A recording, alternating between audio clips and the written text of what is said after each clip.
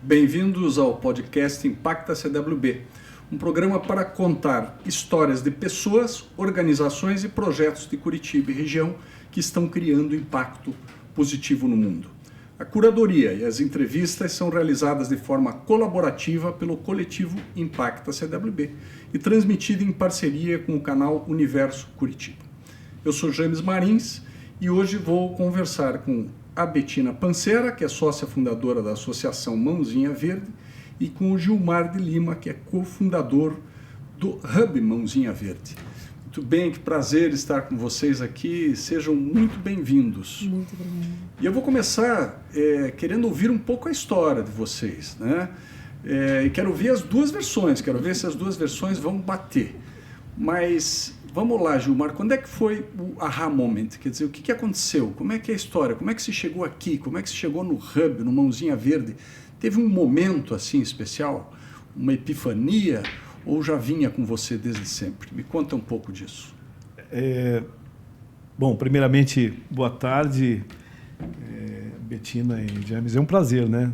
Estarmos aqui hoje falando sobre algo que nos move, que é o Mãozinha Verde. Hoje, eu diria para você, completando aí quase uma década, que iniciamos ali em 2015, mas não foi uma coisa do acaso, né? Nós não acreditamos no acaso, mas acreditamos que foi um momento sinérgico que a gente teve, curiosamente, fora do Brasil, né? Foi na Itália, quando estávamos eu e a Bettina fazendo um momento sabático, né? E é uma coisa que poucos conhecem, até quem está no Hub mesmo, poucos conhecem. Eu vou falar aqui. Nós estávamos, na verdade... Momento de revelação. Momento de revelação. Estávamos com outro destino, que não era a Expo Milão, mas estávamos impactados na Itália em 2015, maio de 2015, e fomos impelidos a visitar a Expo Milão por um convite, né? E estivemos lá sem uma previsão, sem uma proposta de viagem, e nos deparamos com um impacto daquela temática, que foi exatamente a questão do desperdício de alimentos no mundo, né? Na Expo Milão, a preocupação era essa. Vou completar a historinha, que na verdade foi um chip de uma empresa de telefonia celular que nos levou até lá. Porque na época nós trabalhávamos com a área rodoviária ainda aqui no Brasil. E chegando lá, o telefone não parava de tocar e a gente pensando, meu Deus, essa conta vai vir astronômica. Área rodoviária, Bettina? Rodoviária. Nós trabalhávamos fazendo... nós trabalhávamos para artérias, né? Vou falar aqui que nós trabalhávamos na área rodoviária, atendendo demandas de regularização no trecho São Paulo-Curitiba, São Paulo-Florianópolis, Joinville, enfim, Litoral Sul, artérias. E nós estávamos... Na parte arquitetônica, na parte de projetos rodoviários, né? De projetos. Nós trabalhamos cerca de 10 anos nessa área e nós estávamos assim num momento de transição, porque como arquitetos, nós também não nos sentimos... claro que é colaborativo, isso... A parte de transporte, a parte rodoviária, a parte de mobilidade urbana é um atributo até da área de arquitetura e urbanismo, né? Mas nós estávamos bastante inclinados a mudar um pouquinho o nosso foco, porque eu e a Bettina somos paisagistas também, né? E nós estávamos querendo mexer um pouco mais com algo que nos satisfizessem como pessoas, né, para a gente poder mexer um pouco mais com a questão mais humana da arquitetura, que é a parte de urbanismo. E notamos naquela ocasião que, respondendo a tua pergunta agora, porque para não fugir, que essa questão do desperdício de alimentos no mundo era algo que instigante, né, Bettina? Você quer completar? Não, eu só ia acabar a nossa história ali, que enfim, daí, em função do telefone que não parava de tocar, a gente acabou tendo que comprar um chip de uma operadora local que era, por acaso, a patrocinadora da Expo Milão e estava fazendo uma super promoção que quando a pessoa comprasse um chip, ela poderia, então, ganhar 2 ingressos para visitar a Expo Milão. Acho que não existe nada por acaso, hein, Betinho? Exatamente. E lá fomos nós, sem hotel, sem nada, para ver a Expo Milão. E aí sim nos deparamos e foi um grande impacto na nossa vida, James. Isso realmente transformou o nosso olhar sobre todas as coisas. Eu me lembro que tinha uma sala, eu nem saberia lhe dizer o tamanho. Acredito que assim, com uma sala com uns 2.000, 3.000 metros quadrados, onde uma escultura representava a quantidade de alimentos por dia desperdiçadas no mundo. Então foi feita uma escultura enorme, aquilo enchia a sala.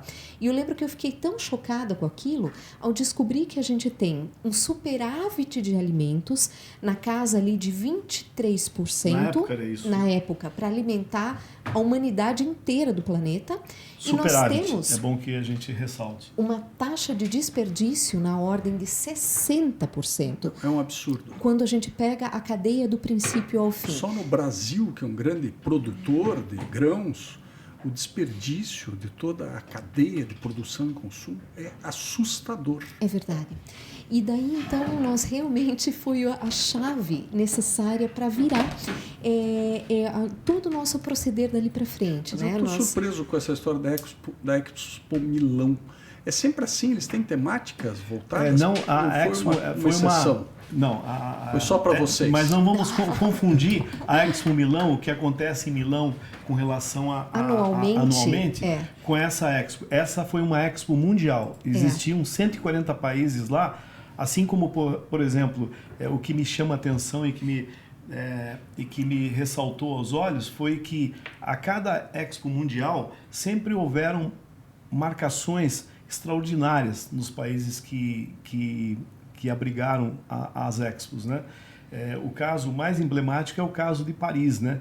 Onde a Torre Eiffel foi construída naquela ocasião e os parisienses queriam demolir aquilo lá porque era um traste na cidade, né? Os parisienses queriam demolir por toda a força jurídica, né? E depois o próprio Eiffel, né, tornou aquilo lá uma torre de rádio, enfim, é uma outra história.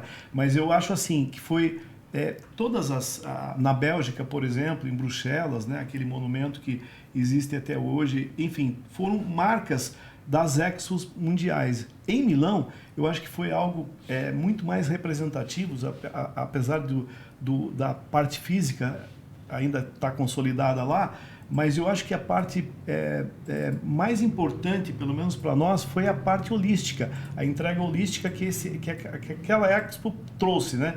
Que ela foi um prenúncio da Agenda 2030, um prenúncio da transição dos ODMs para os ODS, né? E ela preparou, de alguma forma, um campo muito fértil para que pudesse ser discutido amplamente a Agenda 2030, que nos inspirou, inclusive. Então, respondendo a tua questão, sim, nós tivemos um momento de ruptura assim dos nossos preconceitos, vamos falar assim, né, para que a gente pudesse melhor visualizar e fazer florescer aquilo que já está em todos nós, né, que é algo com propósito, algo que nos move.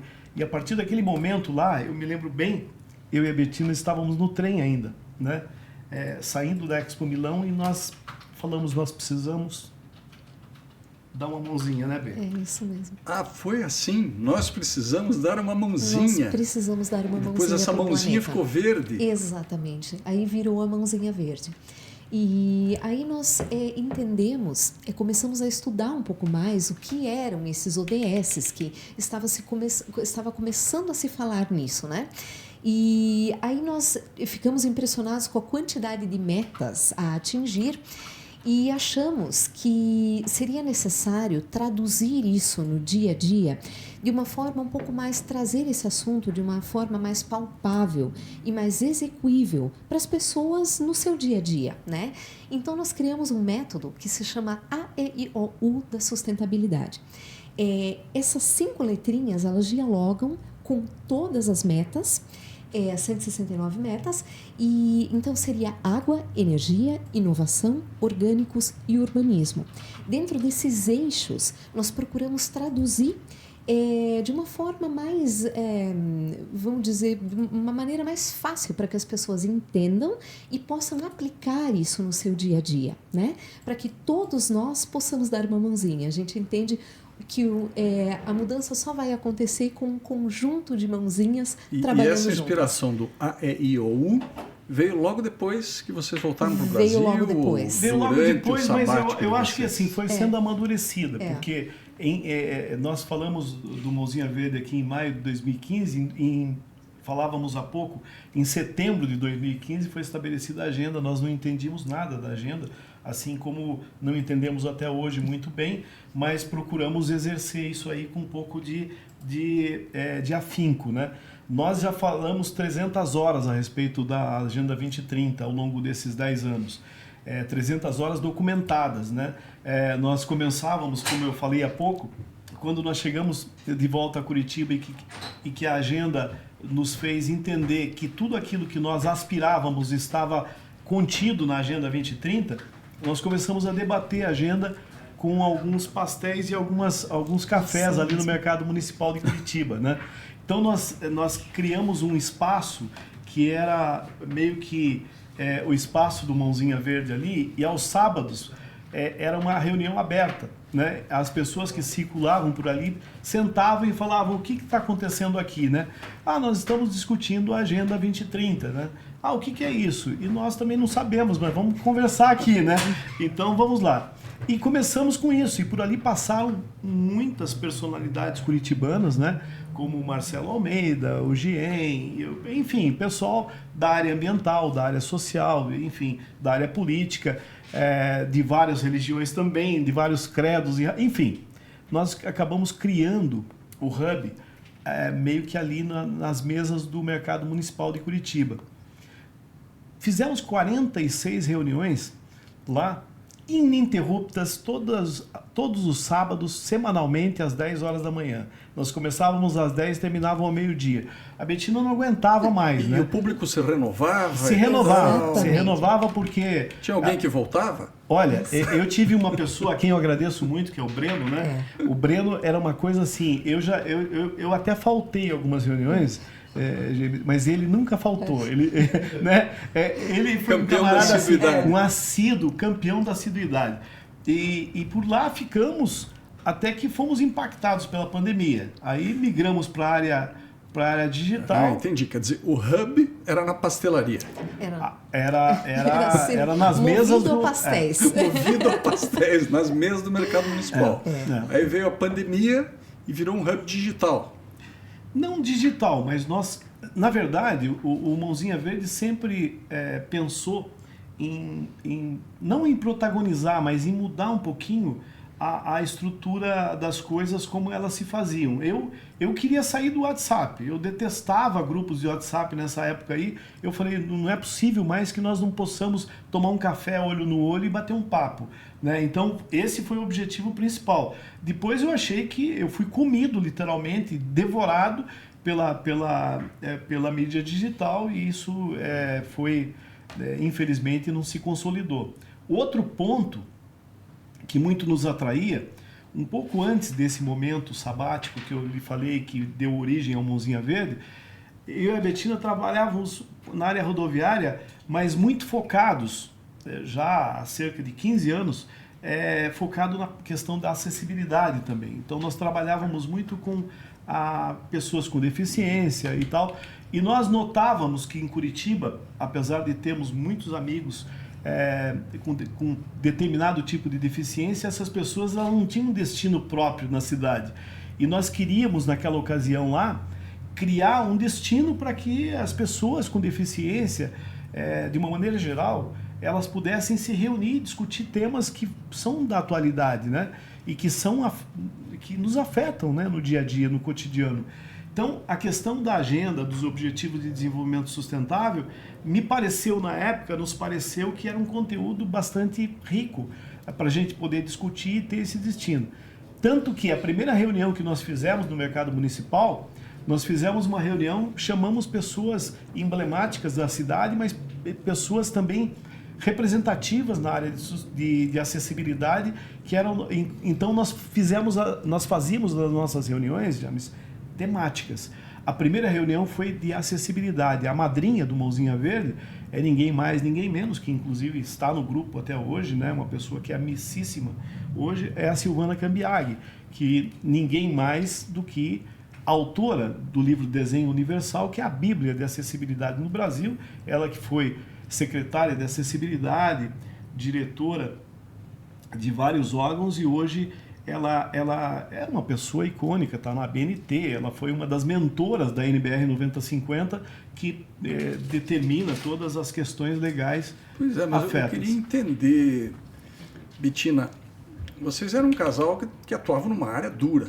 É verdade. Estradas. É verdade. Vocês trabalhavam com engenharia pesada. Sim. Com obras pesadas. Sim. Vocês chamam aquela pontes, viadutos de obras de arte, mas são obras pesadas, né? Obras de arte? É cômico, né? É cômico, né? É. Mas e como é que foi isso? Porque uma coisa muito legal, é que vocês me disseram agora há pouco, é que vocês são um casal pessoa física e pessoa jurídica. Isso é verdade. Não é fácil essa coisa dar certo, assim. Quer dizer, decidir mudar de rumo, como vocês mudaram, ressignificar a profissão de vocês, o negócio de vocês, a profissão e ressignificar, mas de uma forma muito grande o que vocês faziam.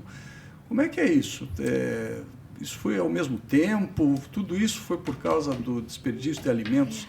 Olha, eu acho da Expo que Milão? A gente brinca que Deus já estava mandando um spoiler do que viria por aí, mesmo quando nós trabalhávamos na Arteres, porque nós começamos a ter projetos de compensação ambiental ao longo da rodovia. Então, nós fizemos diversos parques que a rodovia era obrigada, a concessionária, né, era obrigada a devolver para os municípios. Nós fomos chamados para fazer esses projetos.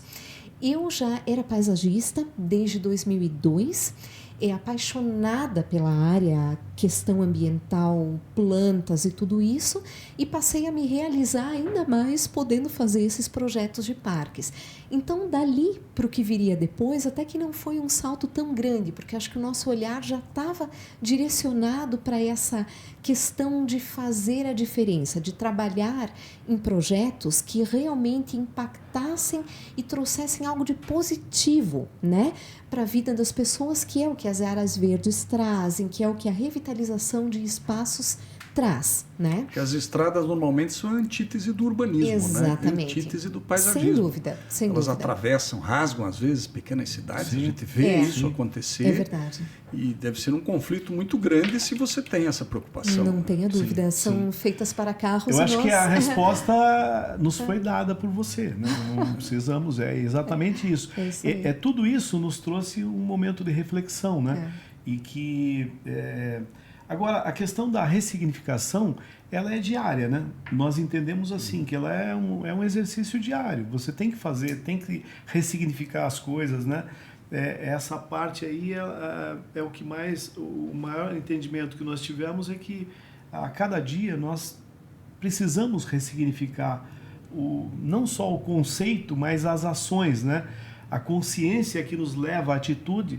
E hoje se fala tanto na crise climática. Eu acho que a crise que nós temos, muito maior que a climática, é a crise atitudinal, diante das questões que nos colocam diante dos desafios que nos levam a tantos desastres naturais, né, que não estão somente ligados às questões políticas, de políticas públicas, mas atitudinais mesmo, né? Porque falarmos hoje da questão do oceano, da limpeza dos oceanos, ela parte da torneira da sua casa, né? Do que você coloca na tua água, do que você descarta do indevidamente, papel de bala que você joga na rua, que daquela vai parar. cobrança que você não faz, não porque você faça dentro da sua casa, mas porque o destino daquele lixo ele não está sendo processado da maneira correta. E nós, na verdade, por nossa atitude retraída, às vezes egoísta, e às vezes até de uma maneira de descaso mesmo com relação a isso,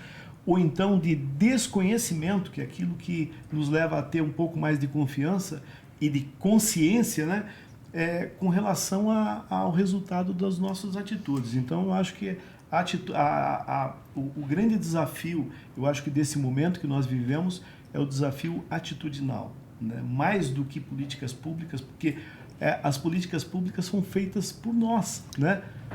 Eu acho que, na verdade, a gente vive numa ilusão, nós somos criados numa ilusão que os governos, as grandes empresas, as universidades e as igrejas iam resolver tudo para nós. Verdade. E nós hoje descobrimos que não dá para terceirizar as soluções. Então, como você disse, cada um tem que adotar uma atitude que seja coerente com o tempo em que nós vivemos. E o que a gente vê hoje, já há algum tempo, é muita gente vivendo no século XX, que é completamente diferente do século XXI. Então, não é fácil também nos atualizarmos e chegarmos no século XXI, revermos os nossos preconceitos, as nossas crenças fundamentais que precisam ser, muitas vezes, ajustadas à realidade do tempo que nós vivemos. E vocês fizeram isso, né, Bettina? Vocês se ajustaram a uma realidade que talvez não fosse a de vocês naquela época. Eu acredito que sim. E a gente procura agora tentar despertar nas pessoas que mantenham os seus olhos abertos, que olhem pelo menos com um componente mais crítico para suas próprias atitudes, né? Do que pode ser mudado, mudando talvez os seus padrões de consumo, o seu olhar em relação à sua atitude, né? Cada pequena atitude conta. Eu acho que se cada um de nós mudar um pouquinho, a gente vai ter um resultado incrível. Perfeito. Sabe por quê? Porque quando a gente adota algumas atitudes exteriores, a gente, na verdade, começa a convencer o nosso próprio foro íntimo. A gente começa a convencer a nossa própria consciência. Então, quando nós vivemos nessa diferença entre aquilo que nós sabemos e aquilo que nós vivemos, aquilo que nós praticamos, nós sofremos mais. Então, essa busca por esta integração entre o modo como nós já sabemos das dificuldades que o mundo está vivendo e aquilo que nós fazemos é um desafio bastante grande. Você tocou num ponto que é fundamental dentro de todo o propósito que nós temos, que é exatamente a questão do protagonismo, né? E é dentro desse protagonismo, você falava há pouco de que nós devemos adotar atitudes. Eu acho que muito mais do que essa adoção pessoal é a adoção que nós temos com relação ao espaço que vivemos, né? E quando nós voltamos a Curitiba e começamos a tatear situações para a gente poder materializar aquilo que nós pensamos, para sairmos um pouco do pastel e do café e tentarmos materializar isso, nós notamos que nós temos que protagonizar essa mudança e descobrimos uma lei, que é a Lei 11.642, que estava não engavetada, mas ela sempre foi meio empoeirada, porque é desafiadora você utilizar uma lei de adoção de logradouros públicos, né? Que muitas cidades no Brasil têm, aqui em Curitiba nós temos, apesar dela ser pífia, pobre, pequena, né? Pequena no sentido de que ela na verdade, ela não incentiva a iniciativa privada à prática da adoção, né? É incrível. Nós temos uma diferença muito grande dos países europeus, que nos países europeus esse protagonismo está implantado dentro da cultura do povo, né? Então as pessoas têm esse pertencimento. No Brasil nós sempre tivemos o inverso disso, né? Nós sempre tivemos de que aquele espaço ali não é meu, aquele espaço ali eu não posso cuidar dele porque ele não é meu. Então, isso vem de uma herança de paternalismo governamental, né? Que a gente não vamos citar aqui. Exatamente. A gente acha que o governo resolve tudo. Exatamente. Eu acho que a nossa cultura política, enfim, é uma coisa bastante complexa de você avaliar, mas eu acredito muito que esse protagonismo possa ser capaz de ressignificar. Há pouco falávamos a respeito do Pacto Global, né? Sim. Da questão dos ODS. Eu costumo falar e falo sempre que o Pacto Global não existe se não existir o impacto e o pacto local, né? É o que a gente faz no Mãozinha Verde. Aliás, uma coisa que também me chamou muito a atenção uma certa vez de um americano, nós temos, graças a Deus, representações em vários estados e países, né? Hoje o Mãozinha Verde tem. Nós temos assim muitas mãozinhas espalhadas por aí. Muitas mãozinhas espalhadas. Eu mesmo represento... Uma franquia da Mãozinha Verde, uma franquia internacional da Mãozinha Seriam Verde. simpatizantes, né? do nosso propósito, né? Que a gente muito preza por isso e muito nos honra, né? Ter pessoas na Ásia, no Japão, na Itália, na Alemanha, na Suíça mesmo, enfim, temos um conjunto de pessoas que comungam do nosso propósito.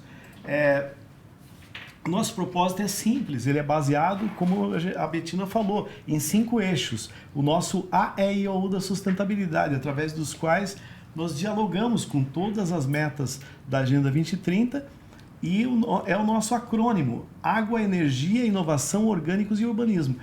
Nesses 5 eixos aí, nós criamos também 5 programas, James, que nós procuramos embarcar nesses programas, projetos... Pois é, porque vocês se denominam Agência de Sustentabilidade Mãozinha Verde. Exatamente. E a agência desenvolve esses 5 programas. Exato. Sim. Eu queria que vocês me explicassem um pouco melhor isso. O programa que... Eu vou pegar agora pelo programa que a Bettina vai falar com mais propriedade, porque ela que coordena esse programa dentro de Curitiba, que é a parte de ressignificação de áreas urbanas, onde nós procuramos protagonizar e oportunizar empresas a exercerem a materialidade de ESG através não só da descarbonização, não só da simpatia com a cidade, mas muito mais que isso, tornando a cidade mais verde e criando aspectos muito mais sistêmicos para você ter resultados muito maiores do que propriamente pontuar uma situação, né, Bettina? Então, nós temos 5 programas. O programa Regenera, eu diria assim, é o programa mais emblemático que nós temos no Mãozinha Verde. Hoje nós temos a felicidade de liderar essa parte de áreas verdes, de adoção legal de áreas verdes urbanas em Curitiba, e nós temos a felicidade de ter um acervo robusto, registrado, com mais de 100 mil metros quadrados de áreas revitalizadas. 100 mil metros 100 quadrados? mil metros quadrados. Mas Claro essas que não é áreas só, são áreas públicas? Não só aqui em Curitiba. Não só em Curitiba? Não só em Curitiba. Nós atendemos mais de 25 municípios pelo Brasil. Então, assim, a gente tem tido, apesar da nossa base ser aqui, apesar de a gente estar aqui, né, Bê? A Bettina pode falar com mais propriedade. Então, como é que vocês fazem? Vocês identificam uma área urbana que está degradada. Exato. Vocês fazem esse mapeamento. Exatamente. E aí vocês procuram parceiros que possam contribuir para a recuperação e a ressignificação dessa área. E nós temos mais. Vocês fazem todas essas etapas. Todas as etapas. Nós executamos as obras, inclusive. Aí executam as obras. Executamos então, as obras. O processo inteiro.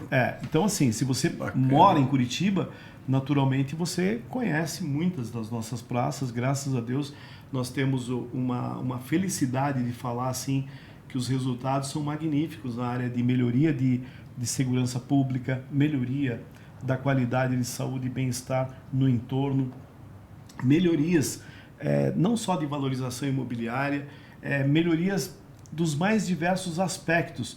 Isso tudo colocado com recursos da iniciativa privada. É bom que eu fale, é bom que eu frise isso. E muitas empresas não sabem que podem adotar.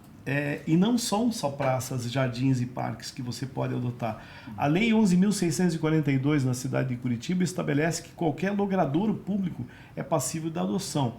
Outro dia nós fomos desafiados... E qual é essa diferença aí entre parques e logradouros públicos?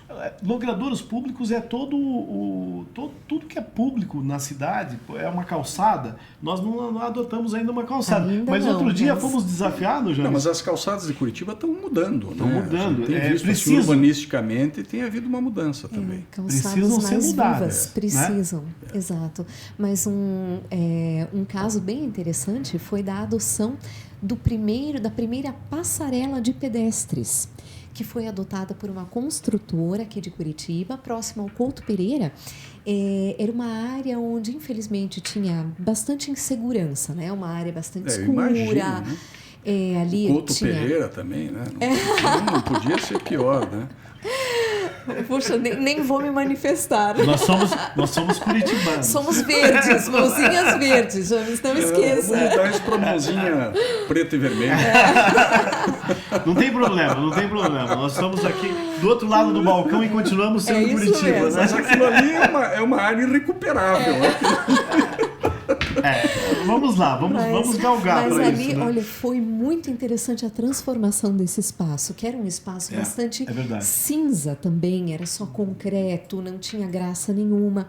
Então, essa construtora adotou esse espaço, nós revitalizamos, pintamos a passarela inteira, fizemos uma arte urbana nas laterais da passarela, colocamos um jardim especial, colocamos acessibilidade, aliás, iluminação. se me permite, nós fomos desafiados pela construtora. E aqui eu agradeço a construtora, eu acho que não tem problema nenhum em falar que a Hugo Peretti muito nos honrou com esse desafio. E foi a Hugo Peretti que nos chamou lá e falou, escuta, nós queríamos, mas será que vocês conseguem? Eu falei, nós não conseguimos, mas a lei estabelece o direito de qualquer logradouro público ser adotado em Curitiba.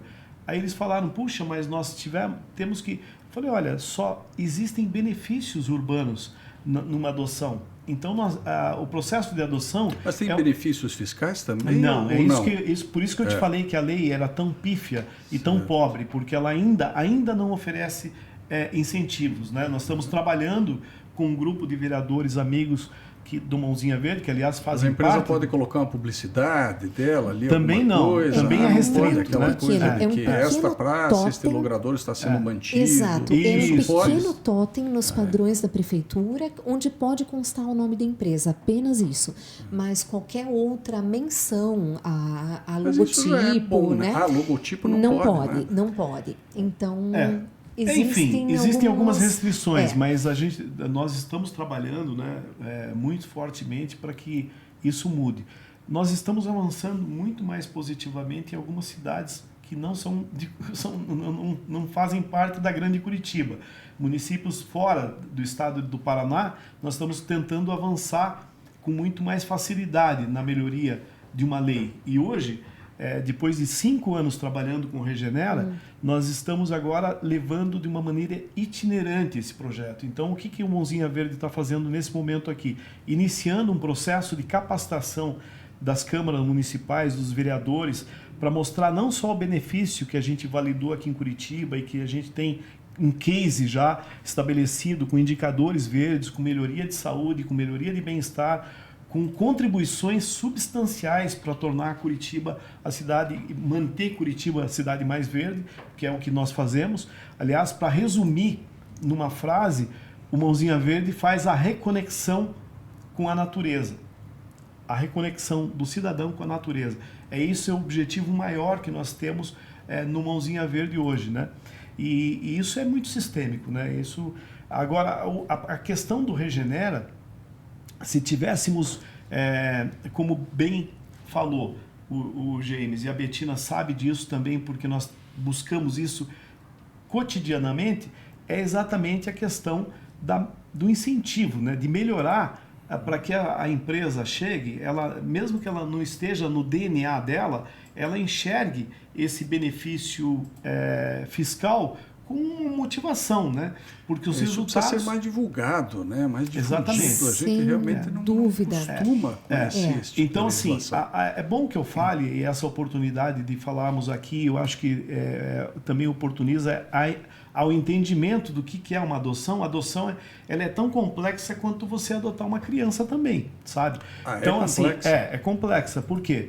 Porque você tem que ter esse termo de adoção publicado no Diário Oficial do município, né? Mas antes disso, você vai fazer um projeto e vai submeter para a prefeitura esse projeto para que esse projeto seja aprovado. E essa adoção tem um prazo determinado? E tem um prazo determinado de 2 a 5 anos, renovável por igual período desde que a lei se mantenha, né? Então, assim, nós estamos falando de uma adoção legal, né? Então, esse aspecto aí, quando eu falei que é o carro-chefe, porque ele consegue materializar o ESG para muitas empresas que estão entendendo isso e às vezes tem um engessamento interno num processo de não conseguir materializar, né? É claro que algumas ações internas das empresas, das organizações, elas podem traduzir isso, mas ficam muito dentro dos 4 muros, né? Dentro da empresa, né? E os stakeholders, eles estão fora das empresas, não estão lá. O funcionário da empresa, ele chega com insegurança, ele passa por praças, ele pega o seu transporte, enfim, ele enfrenta os desafios da cidade. O que nós fazemos é exatamente melhorar esses desafios com o protagonismo da iniciativa privada. Chegar para uma empresa hoje que não tem essa consciência ambiental e tentar fazer com que ela adote uma área urbana sem incentivo é desafiador. Por isso que nós falamos que nós lideramos. Não são muitos projetos que a gente fez, mas nós lideramos porque ninguém quer fazer isso. Elas acham que a recompensa é muito pequena. É muito pequena, entendeu? Mas nós entendemos e sabemos e mensuramos que isso aí é grande, é grandioso, né? Aquela métrica que nós estávamos falando há pouco, de que esse impacto num raio de 1,5 km, ele pode impactar positivamente uma população no entorno, né, melhorando qualidade de vida, melhorando segurança pública, melhorando a questão, enfim, é muito integrado todos os benefícios que essa melhoria, e dependendo da densidade que nós temos ali, esse impacto é grandioso, né? Então, às vezes a pessoa nem sabe, mas ela foi impactada por um projeto do Mãozinha Verde, do Regenera, né? É verdade. Né? E há que se falar da questão da saúde mental, que agora, finalmente, é algo que está muito em pauta nas organizações, nas empresas, né? A preocupação com a saúde mental dos seus funcionários. A gente sabe, isso é cientificamente comprovado, que a exposição seja por 15 minutos a uma área verde, né? Ou a aromas, a coisas que te remetam à natureza, vai trazer uma baixa da tua pressão arterial, uma maior calma, uma clareza de pensamento. Então, isso tudo tem um benefício sistêmico, né? Se a gente fala de tantas áreas potenciais, porque muitas vezes a gente pode ter áreas verdes na cidade, mas elas não serem utilizáveis, elas não terem espaços para sentar, elas não terem uma estrutura para usufruir daquilo que já está ali, né?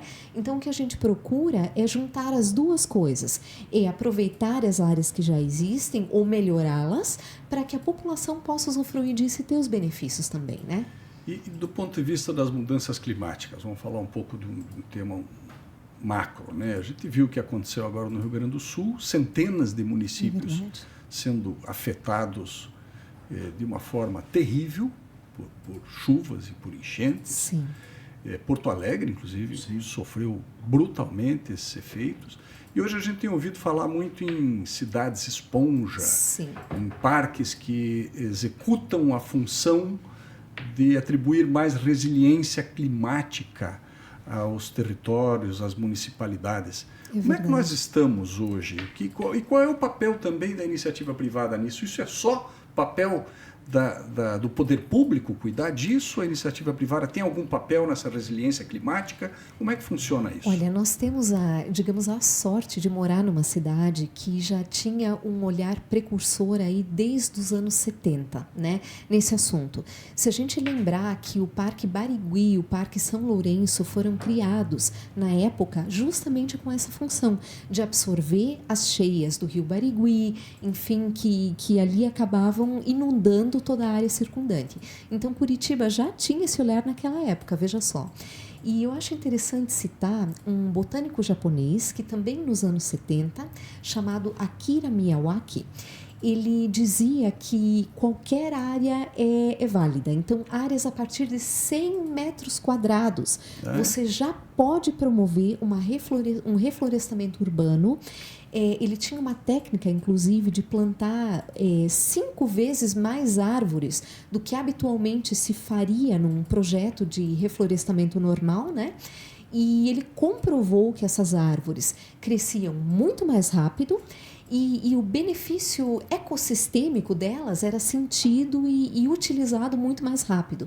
Então, sim, nós podemos utilizar espaços pequenos para promover benefícios não grandes. Não só das organizações, mas nossas próprias casas. O que, às vezes, muitas pessoas, curiosamente, combatem, que é aquela coisa de que, puxa, não quero muita área verde, prefiro calçada aqui para poder lavar inclusive, isso. Né? Com que boa, né? Com que boa e tal, né? Porque, enfim, elas estão prejudicando, né? Assim como a questão do asfalto.